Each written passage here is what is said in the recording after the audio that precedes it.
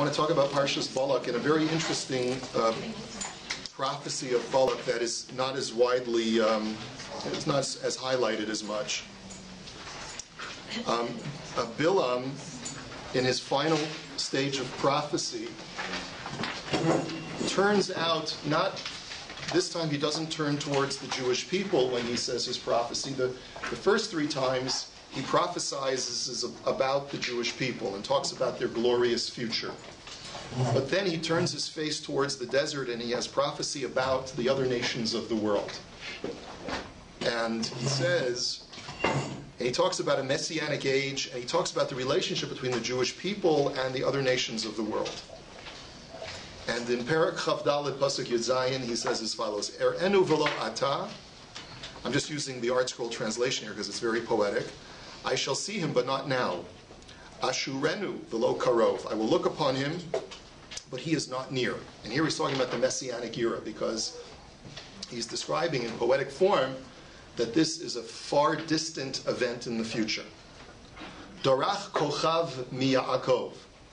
That God has issued a star from Jacob, or a star has issued from Jacob. V'kam shevet miYisrael.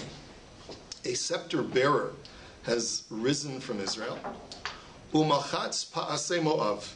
He shall pierce the nobles of Moab. V'karkar kol b'nei shes. And it's really those last four words that I want to focus on today. V'karkar kol b'nei shes. And he shall undermine the children of Seth. That's a very, everything up until now has its poetic basis in things that have to do with the coming of Mashiach. And Machatz Pa'asei Moav is very clear that Bilam would prophesy about an indigenous nation that has really been a thorn in the side of the Jewish people, right? Because Moab, after all, hired Bilam in order to curse the Jewish people, and therefore it's very reasonable for him to prophesy about specifically the people of Moab. But what does it mean to say that he shall undermine the children of Seth? Who are the children of Seth? Is that referring to all of mankind? If it's referring to all of mankind, which, because ultimately we all are descendants of Seth, right? You know, Adam has three sons, two of them die, and then he has the third son, Shes, and it's from Shes that comes all mankind. So, but why doesn't he say V'karkar kol b'nei Adam, or V'karkar kol b'nei Noach? Why does he choose Seth as the progenitor for all of mankind? And furthermore, is this really the appropriate idea that the Jewish people should be yearning for? Is that there'll come a time when all the nations of the world will be undermined because of the Mashiach? Or would it not be better for us to focus on the idea of, like it says in Yeshaya in source number 3, that Lo yisa, everyone will beat their swords into plowshares. Lo yisa goy al goy cherev lo yimudu od milchama, that there'll be no more warfare. I mean, isn't that a better message? Wouldn't you think that's a more appropriate message than the message of God will really stick it to them, to all the nations of the world? Is that what we're really looking forward to? So that's the question the two questions that I have on this pasuk. One is that Bilam is prophesying seemingly about all mankind, but it's a very negative kind of message. God's going to stick it to all of mankind. And also, why are they called B'nai Shes specifically? Now, Targum Yonasan tries to answer this question, at least partially. Targum Yonasan is one of the Aramaic translations of the Torah dating back to the period of the Mishnah.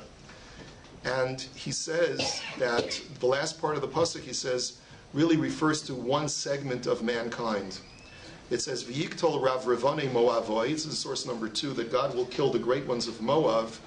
V'yirokein kol benoi deshes mishir yosei degog. That God will dispose of all of the descendants of Shes who are the remnant of Gog. The Asidim l'mesadra sidrei krava b'Yisrael, who will eventually wage war with the Jewish people, the great apocalyptic Gog u'Magog war. The Yiplon Pigreyan Kulon Kadamoi, and all of their corpses will fall before God. And so B'nai Shes, according to Targum Yonasan, is a reference to a specific nation who will descend from Seth, which is the nation of Gog u'Magog. But still, I'd still like to go a little bit further and study this and why it says specifically Shes. In order to truly understand this, one of the ways to try and get to the bottom of this is really to understand what the name Shes or Seth is really. Anyone have a loved one named Seth, right? Yeah. My nephew. Your nephew, okay. So you can tell him this Devar Torah. First of all, let's see the very first time. Why does Chava name her son Shes? It says Vatikra Shemo Shes, and this is in Perek Dalet Pasuk Chafei in Bereshis.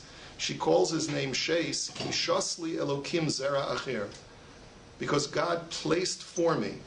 That's literally how you would translate it. God placed for me, or replaced for me, another seed, Tachas Hevel, in exchange for Hevel, Ki Harago Kayin, because he was killed by Kayin. So the word shat just means to put into place, or to put something in there to replace something that was voided previously. But if you take a look at other places in Tanakh, where you find the word with the verb l'shatet, you find it as follows. In Shmos Perek Chaf Gimel, Pasuk Lamed Aleph, the Hashem says, "V'shati es gevulecha," that God says, "I will place for you, or I will delineate for you, your boundaries of Eretz Yisrael." V'shati, you see, it's the same shoresh. Miyam Suf yad Yam Plishtim, I will place it from the Reed Sea to the Philistine Sea, from the desert until the river. And it seems there that it's an emphatic placing down, laying down the law, right? Laying something down very, very clearly that the other nations of the world will not be able to contest. Another example of where the verb Shes appears in the Torah is in Shmos Perek Zayin, when we talk about Paro. Vayifen Paro, that after one of the plagues it says that Paro turned away, Vayavo el Beso, he comes to his house. V'lo shas libo gam lazos. When it talks about his refusal to heed the message of the plagues, it says he did not place this, or his heart did not turn towards it, did not embed it, did not take the message and put it down where it needed to go. Or such like absorbing something into the heart is the idea of the lo shat libo. When your heart is shotet, it means that it places it, ensconces it into the heart. And an example of where we see this, the term the shas or shes in Talmudic literature is a medrash which talks about something called the Even Shesiya. Anyone know what the Even Shesiya is? Foundation of the world. It's the foundation. It's the rock. It's where the dome of the rock. So it's the dome covers the rock. And according to legend, what is that rock? That rock is that goes all the way down to the core of the earth. It's sort of the center point of the earth, the foundation of the earth.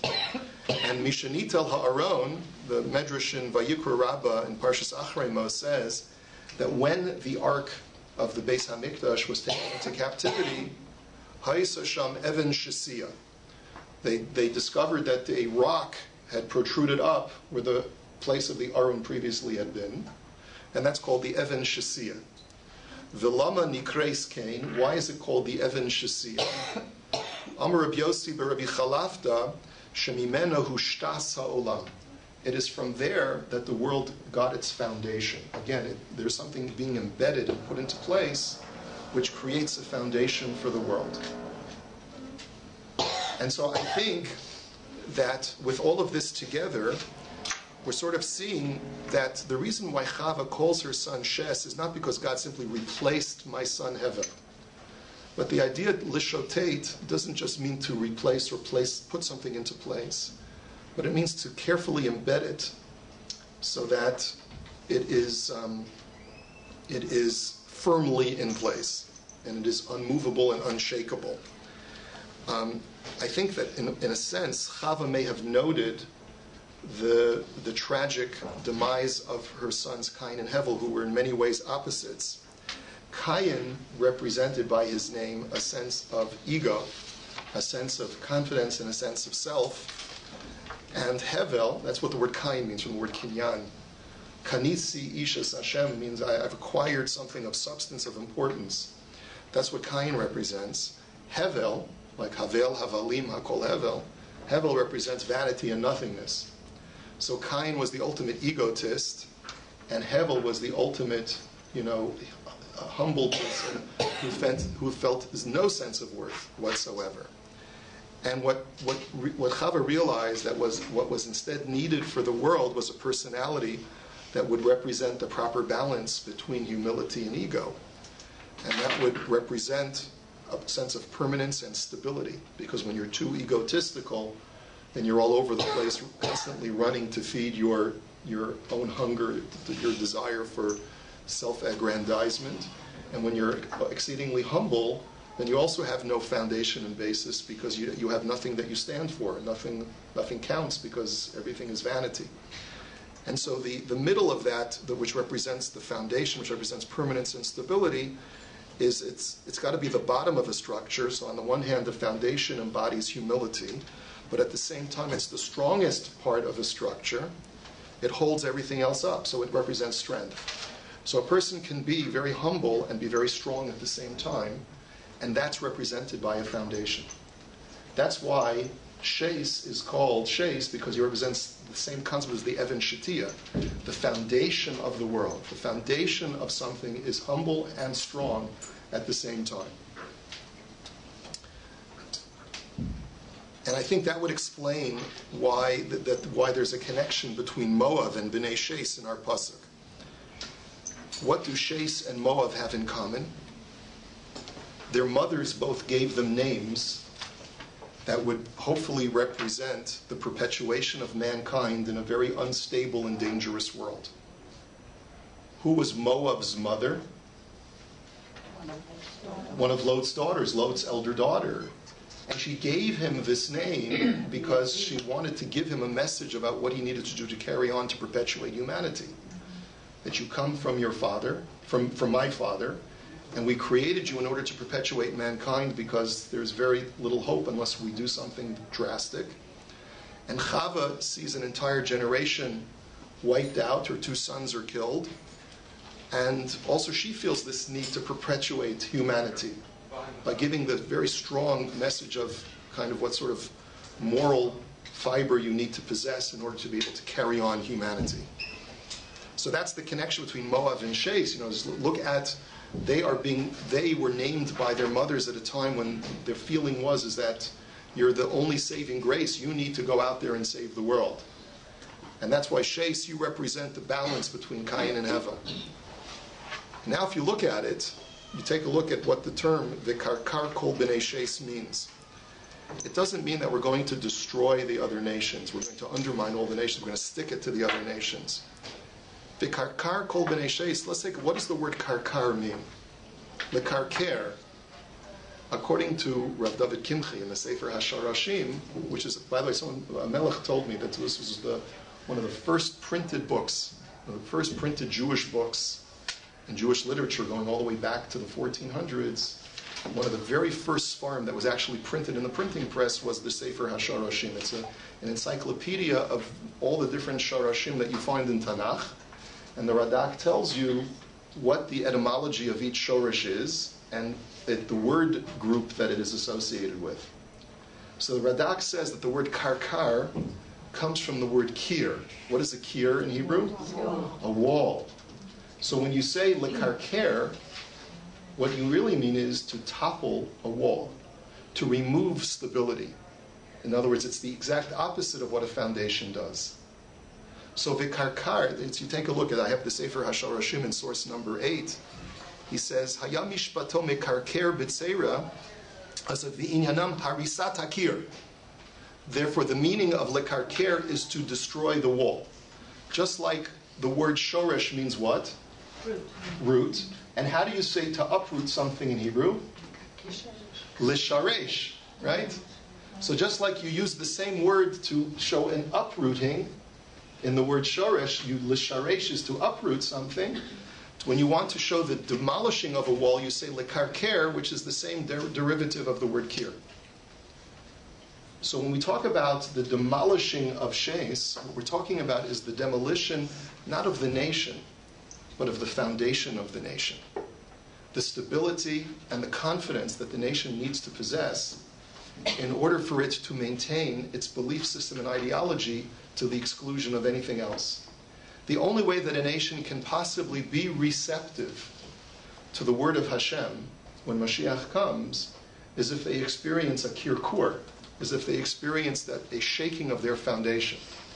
You know, when someone says, I was shaken, my foundation was shaken, what they're describing is a faltering of their belief system, a faltering of their basic things that their whole world is built upon. And what the Bilam is describing is not retribution, but is what is necessary in order for Mashiach to come and convince the other nations of the world to beat their swords into plowshares. They are going to need to undergo some kind of ideological transformation that can only happen through great miracles. And that will shake their foundation. And once their foundation is shaken, the world order will change, and the world will then be able to accept HaKadosh Baruch Hu, and Hashem will be one, and His name will be one. So that's really what's being represented in this nevuah. So the next time we think about the idea of, stick it to the other nations, we want the other nations, that's not the message. I don't think that's even the message of even the wicked Bilam. We're not suggesting that. Where the message should be a message of peace, a message when the whole world will unite. But the prerequisite for that is for the world to sort of unhinge itself from its preconceived beliefs and notions. And unfortunately, that's the greatest impediment to a belief in God in this world today, is that everyone is so convinced that they're right. Everyone is so convinced because of science and because of culture and what's permeating the internet. The cybersphere is that there's just this pervasive attitude that we know, we're very, very confident, and I don't know how that confidence is going to be shaken, but that's going to be the first step in the coming of Mashiach. Let's hope we see it in Arab Yomein.